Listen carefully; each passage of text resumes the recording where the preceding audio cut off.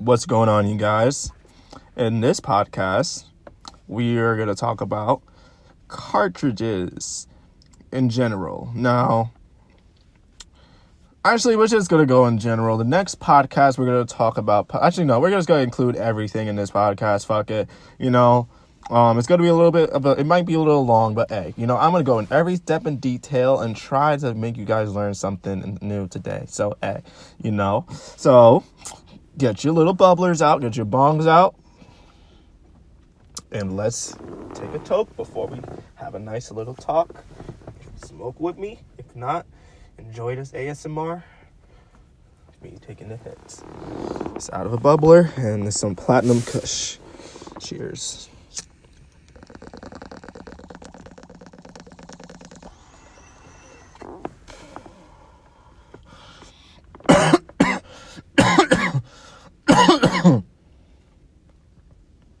Okay, so cartridges.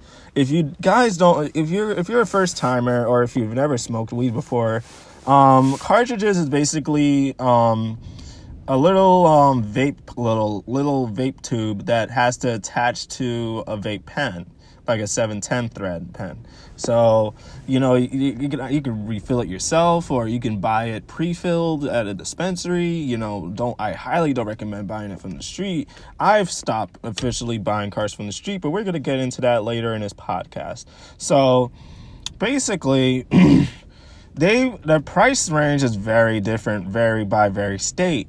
It depends on the state where you live in, by the way. So, I live in New York City, where weed is not fully legalized here, like legal here. But it's like when you smoke, they don't care, they just kind of get rid of that law, but they just don't want to fully legalize it, but the governor's saying he's talking about it. So let's see how long it takes after this podcast, after I post this podcast. So, yeah. So, I highly would recommend to buy from the dispensary, in New York, where I live, where I used to buy it off the streets, they would tax that shit, bro. They especially if you're trying to get something good, really, really good, something that'll get you baked within at least 2-3 hits, even though nowadays everything is looking fake, unless you go to a really legit dispensary, whatchamacallit. It's just, I'm sorry, it's mad windy outside. I got kind of scared, but yeah, what was I up to? But yeah, the price range might be in between. It depends on how much you buy. There's 2 types of cartridges, at least in my opinion. Actually, no, three types of cartridges. There's the quarter gram, 0.25 quarter gram of disposable. They're mostly going to be disposable. They're not going to pre-fill that shit in all of that little tiny little tube. That you're going to lose that shit, man. So they're gonna attach that already to the disposable. If you don't know what disposable means, it means it's all one battery. You don't have to charge it. You don't have to do anything with it, but just inhale it until the maximum amount of doses. So next is going to be a half a gram. Half grams, they don't, in my opinion, I don't really, unless you're trying to kill it within a day or one sitting type of challenge. I don't want to mention his YouTube because he doesn't smoke anymore, and he doesn't really post anymore. But there's this one guy that used to do a Kingpen type of, if y'all don't know Kingpen back in high school, that was the shit back then, man. I wish I could go back, but yeah, he did a half gram challenge. He couldn't finish it. He barely made a dent. He got too high so fast. It's just that strong, man. Half a grams, it depends on where you get it from. If you're just gonna get a regular old half gram from the streets, highly don't recommend it. I highly don't even recommend getting a full gram off of the streets. Just get everything from the dispensary. But it depends on the situation, in my opinion. If you're traveling and you're just gonna be there for a couple days, yeah, I would say get a half a gram, because a full gram might take a little longer to kill than that. So,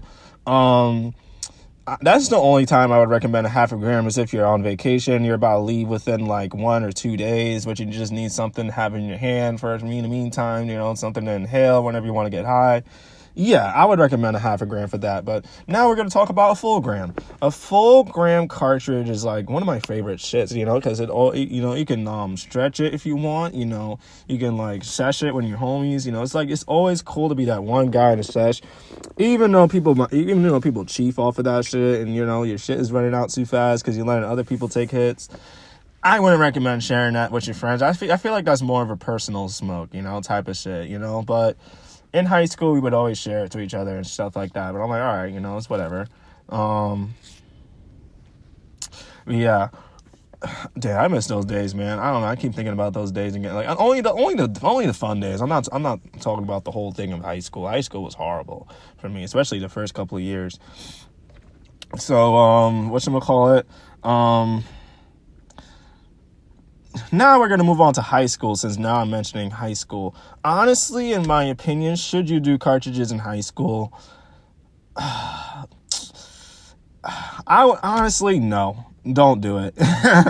Don't do it. Yep, I'm making you wait throughout the entire 8 hours of the day. Stay sober for the entire 8 hours of the day.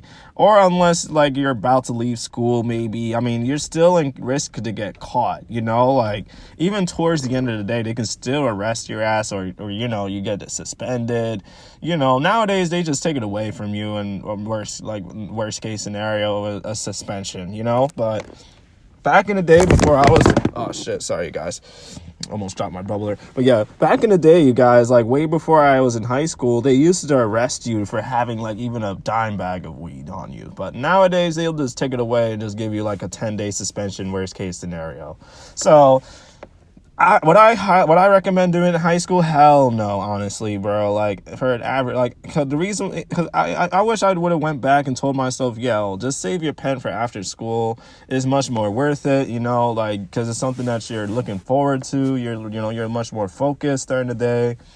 I would always like be high and clouded, and I'll focus a little bit, but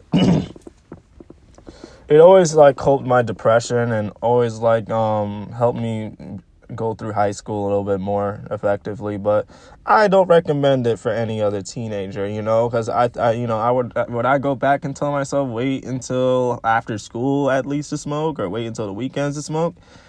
Probably, yeah. I probably would have a little bit more money around like 18, 19 years old, but I don't know. Ganja is amazing, but hey,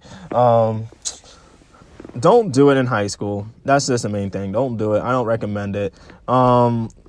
Unless you're getting it for free, unless people are offering it to you in the bathroom. All right, this is not your pen, in case they take it away from you, it's not your pen, I mean, shoot, worst case, they might beat you up, but hey, at least you got a free high in high school, you know what I mean? So, hey, because I remember back in the day back in high school, when I didn't have weed on me, or like a cartridge, or if I left it at home by accident. There were times where I left it home by accident, and I'll be like, damn, I have nothing to smoke for today. Damn, I can't smoke in the bathroom. But I would go to the bathroom, and I mean, it would be at least like 5 people huddled in a stall, just row towing a vape cart, whether it's just from a rich white kid or one of the dealers that were dealing cartridges, but they just don't care how much hits you were taking, but I miss those days, you guys. But I wouldn't recommend it. I would just say, like, be patient with it and wait until after school at least. Wait until you do your homework, because I never did homework after school. Do you think I came home fully energized and sober after hitting a cartridge at lunch and after lunch sometimes, or before lunch? Mostly I would go to school, and I graduated into like smoking a cartridge for way first thing when I got into school. I would go to school sober, then I would go to the bathroom. And, like, I would take at the very least, like, 5 or 10 hits of, like, my weed cart. And then I would just go and get breakfast. And I would just sit in the classroom, in my homeroom. And I would just be so baked, bro. Just smashing my breakfast. Because I didn't like eating in the cafeteria anyways, especially when I'm baked. But, yeah, you guys. Other than that, just get, like, a nice, $10 to $20 battery. You gotta be 21 in certain states to get it. I'm about to be 21 within a couple of months, but yeah. Other than that, what I recommend of THC cartridges, if you get it from the dispensary, Yeah, I would recommend it. Yeah, I totally recommend it. They're really, really good. It's a very, very convenient way to get high. I would say the most convenient way to get high, even though a lot of people would disagree, but it's like the most convenient way to get high, even though the high is different. That's why I mostly prefer flower, in my opinion, because the reason why I quit cartridges, because it looked faked everywhere in the streets. Like, the last cart I owned was like a Stizzy, and it was like a sativa, I think. I can't remember what strain it was, but I finished that bad boy within one day. And it was a full gram. I'm like, no. Like, I woke up the next day and I only had 2-3 hits left. And I'm like, yo, what the fuck? I was like, yo, I'm never buying cartridges again, unless if it's from a dispensary. So that's why I stopped. So do I recommend it? If you get it from legitimate dispensary, if it's not, if it's not running, if it's not, I would look it up on YouTube. Keep watching more videos on this topic, because a lot of people go a lot more in depth on fake cartridges. So I highly recommend just go do your research if you really want to do your research. So yeah, I'll see you guys within the next podcast about a different topic in a different day. Maybe not. All right, I'll talk to you guys later.